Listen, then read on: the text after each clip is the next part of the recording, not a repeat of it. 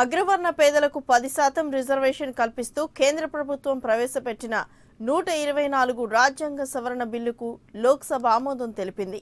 EBC బిల్లుపై లోక్సభలో సుదీర్ఘ చర్చ జరిగింది. రిజర్వేషన్ బిల్లుకు అనుకూలంగా 323 మంది సభ్యులు ఓటు వేయగా కేవలం 3 మాత్రమే వ్యతిరేకంగా ఓటు వేశారు. 3/2 పైగా మెజారిటీతో బిల్లు ఆమోదం పొందినట్లు లోక్సభ స్పీకర్ ప్రకటించారు.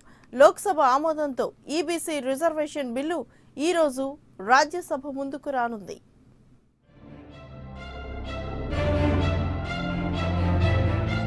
అగ్రవర్ణ పేదలకు 10% రిజర్వేషన్ కల్పిస్తూ కేంద్రం ప్రవేశపెట్టిన ఈబీసీ బిల్లు లోక్సభలో ఆమోదం పొందింది.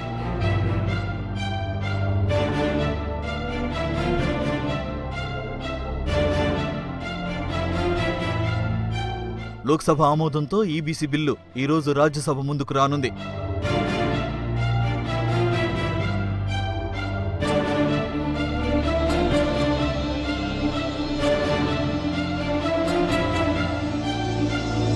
నూట 24వ రాజ్యాంగ సవరణ బిల్లు లోక్సభలో ఆమోదముద్ర పడింది.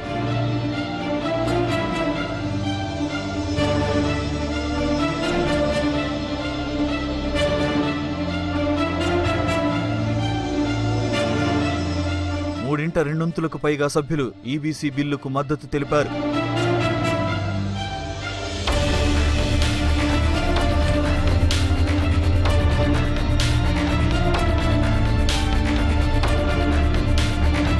సభలో ఉన్న వారిలో కేవలం 3 మాత్రమే వ్యతిరేకంగా ఓటు వేశారు. దాంతో Lok Sabha speaker Sumitra Mahajan EBC bill pass అయినట్లు ప్రకటించారు.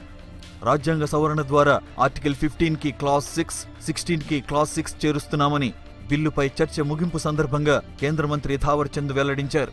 2 ఏళ్ల క్రితం తమ ప్రభుత్వమే క్రీమీ లేయర్ పరిమితిని 6 లక్షల నుంచి 8 లక్షల రూపాయల వరకు పెంచిందని తెలిపారు.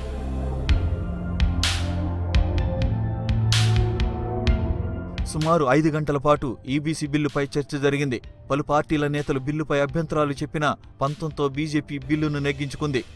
ఆర్థికంగా వెనుకబడిన అగ్రకులాల ప్రజలకు 10% రిజర్వేషన్లు కల్పించాలని మోదీ కేబినెట్ నిర్ణయించింది. చట్టబద్ధత కోసమే ఆర్టికల్ 15, 16లకు అదనపు క్లాస్ జోడించామని కేంద్రం తెలిపింది. అలాగే ఈబీసీల రిజర్వేషన్లకు సంబంధించిన అర్హత ధృవీకరణలు రాష్ట్రాల పరిధిలోనే ఉంటాయని కేంద్రం స్పష్టం చేసింది.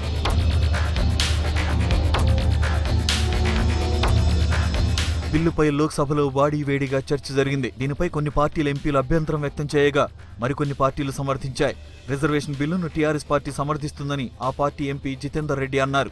ఆలస్యమైన అగ్రవర్ణ పేదలకు న్యాయం జరుగుతుందన్నారు. మరోవైపు రిజర్వేషన్ బిల్లును అన్నాడీఎంకే ఎంపీ తమ్మిదోరై వ్యతిరేకించారు. ఇప్పటికిప్పుడు ఈ బిల్లును సభకు తీసుకురావాల్సిన అవసరం ఏముందని ప్రశ్నించారు. దేశంలోని అన్ని వర్గాలకు న్యాయం చేసేందుకే అగ్రకులాల రిజర్వేషన్ బిల్లు తీసుకొచ్చినట్లు ఆర్థిక మంత్రి అరుణ్ జైట్లీ తెలిపారు. ఈ బిల్లుకు రాష్ట్రాల అనుమతి అవసరం లేదని జైట్లీ స్పష్టం చేశారు. రాజ్యాంగ సవరణ బిల్లు కావడం వల్ల డివిజన్ ఓటింగ్ తప్పనిసరి అని స్పీకర్ సుమిత్రా మహాజన్ స్పష్టం చేశారు. దీంతో సభ్యులు ప్రతిపాదించిన సవరణలపై డివిజన్ పద్ధతిలో స్పీకర్ ఓటింగ్ నిర్వహించారు. రిజర్వేషన్ బిల్లుకు అనుకూలంగా 323 మంది సభ్యులు, వ్యతిరేకంగా 3 సభ్యులు ఓటు వేశారు. 3/2 పైగా మెజారిటీతో బిల్లు ఆమోదం పొందినట్లు స్పీకర్ ప్రకటించారు. బిల్లు ఆమోదం పొందిన తర్వాత లోక్సభ నిరవధిక వాయిదా పడింది.